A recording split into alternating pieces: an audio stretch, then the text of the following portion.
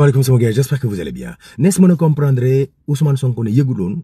ministre de l'intérieur décision ak circulaire bi mu joxe woon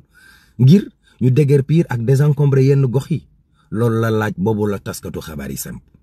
waaw Ousmane Sonko kon démb dem na Colobane jàkkaarloog marchand ambulant yi ñi mer ba fut waaye ñi dëkk Colobane moom seeni xol sedd na ci mesures yi mu jël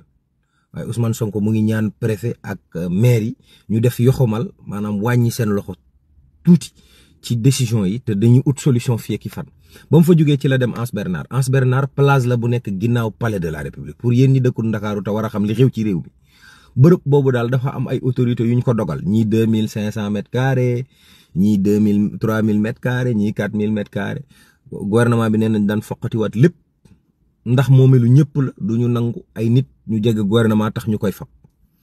waaw assemblée nationale Abdou Mbow groupe parlementaire Benno Bokk Yaakaar ne ñoom tamit dañuy lànk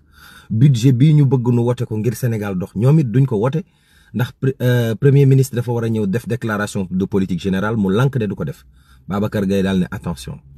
crise politique 62 Mamadou Dia Senghor Abdoulaye Diouf Sarr daal ne kenn rek mooy gardien de la constitution mooy Bassirou Diomaye Diakhar Faye ndax moom la sénégalais yi fal Massaly démissionné na ci poste PCA am ba pare tàmbali yori xeeram di ko jóor ci gouvernement bi France ñi gën a bañ nit ñu ñuul ñi jullit ñi ak arab yeeg yooya tey émigré ñooñu la ñu woteel fi mu ne nii waa France ñoom fi mu ne nii noonu génn seen réew la ñu bëgg